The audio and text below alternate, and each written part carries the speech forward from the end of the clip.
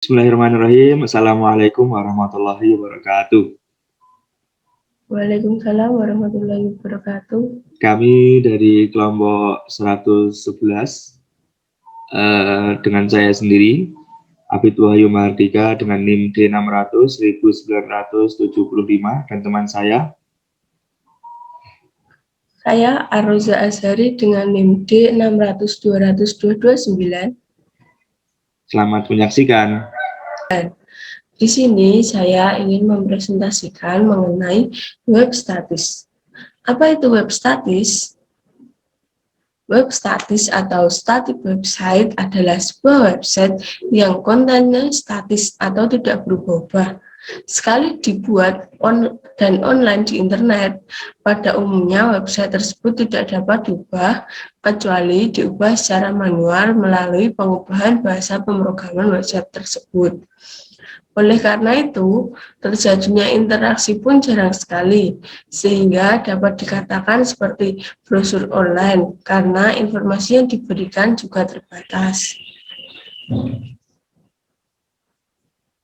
Kelebihan dari web statis. Pertama, tidak perlu keahlian dalam pemrograman untuk membuat halaman statis. Kedua, dapat dilihat langsung oleh web browser tanpa membutuhkan aplikasi server. Ketiga, lebih mudah untuk website development menggunakan bahasa pemrograman HTML. Kemudian, apa kekurangan dari website statis? Kekurangan dari website statis yaitu tampilannya kurang menarik, kontennya statis, tidak berubah-ubah, terbatas dalam interaksi dengan klien, tidak menggunakan database, dan tidak menggunakan pemrograman PHP di server. Kemudian, bahasa pemrograman yang digunakan oleh website statis adalah HTML dan CSS. Apa itu HTML? HTML atau Hypertext Markup Language merupakan bahasa markup atau penandaan sebuah dokumen teks yang mampu digunakan dalam pembuatan sebuah halaman web, serta memungkinkan teks biasa memiliki fungsi lain. Teks tersebut dapat diubah menjadi sebuah link yang mana akan terkoneksi ke dokumen lain dengan menggunakan tag atau kode tertentu untuk mengatur tata letak serta tampilan sebuah web. HTML dapat digunakan dalam pembuatan web statis di mana bersifat statis dan perubahan dalam sebuah web dapat diubah secara manual. Kemudian menggunakan bahasa pemrograman CSS atau Cascading Style Sheet merupakan salah satu bahasa pemrograman web yang mengatur komponen dalam sebuah web sehingga akan memberikan tampilan yang lebih terstruktur dan seragam. CSS telah mendukung banyak bahasa penanda atau markup language seperti HTML, XHTML, XML, XVG, dan Mozilla XUL. Fungsi CSS yaitu memberikan pengaturan yang lebih lengkap agar struktur gambar, teks khas, dan aspek yang mendukung web dapat diatur menggunakan CSS. Oke, di sini kita akan membahas tentang apa itu MVC arsitektur ya. Yang pertama yaitu sebuah website menampilkan halaman, yaitu di mana yang telah kita atur sebelumnya untuk menampilkan suatu halaman yang diinginkan. Kemudian setelah itu seorang user mengakses halaman tersebut. Nah, di halaman tersebut kan ada suatu tombol-tombol ataupun tulisan yang dapat diklik oleh seorang user tersebut. Apabila user tersebut melakukan request di halaman tersebut, maka akan diterima oleh routing, di mana routing tersebut akan memproses pilihan apa yang menampung pilihan apa yang dipilih oleh seorang user. Kemudian dari routing ini mengarahkan yaitu ke controller.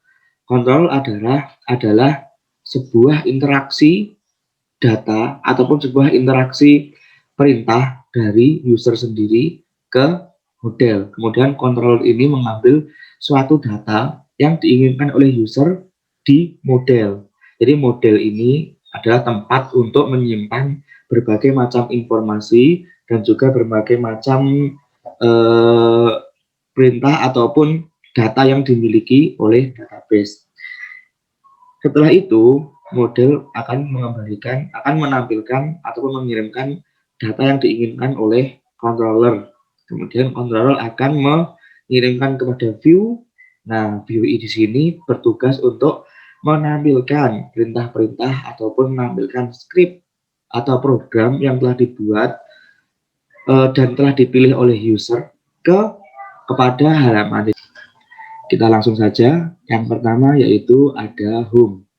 Home ini adalah untuk tampilan awal dari web yang kita buat, yaitu kita mengambil PT yaitu PT Konsina Segara Alam, yang dimana PT ini memuat ataupun membuat dari perlengkapan outdoor yang digunakan untuk keseharian di luar ruangan. Dan juga kami di halaman home ini menambahkan tombol Explore As untuk menunjukkan ataupun menampilkan apabila ini diklik akan menampilkan suatu informasi yang dimiliki oleh PT Konsina Segara Alam. Dan kami juga menambahkan alamat, yaitu di alamat dari PT Konsina Segara Alam sendiri, yaitu di Jalan Raya Narogo KM 1105 Gang Himalaya 1 nomor 1 RT 3 RW 5 Bantar Gebang, RT 3 RW 5, Kota Bekasi, Jawa Barat. Kemudian kami di bawah ini juga menambahkan yaitu copyright kelompok 11, 111, dan NIM kami sendiri. Kemudian apabila kita mengklik Explore As, akan menuju halaman yang telah disiapkan dari Explore As tersebut, yaitu di dalamnya terdapat sejarah PT Konsina Segara Alam dan juga Find Us At, ataupun ini adalah sosial media yang dimiliki dari PT Konsina Segara Alam.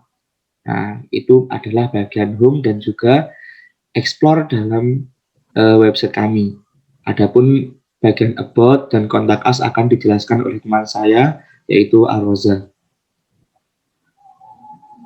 Ya, pada bagian about terdapat dua tombol, yaitu tombol daftar barang dan tombol daftar harga produk.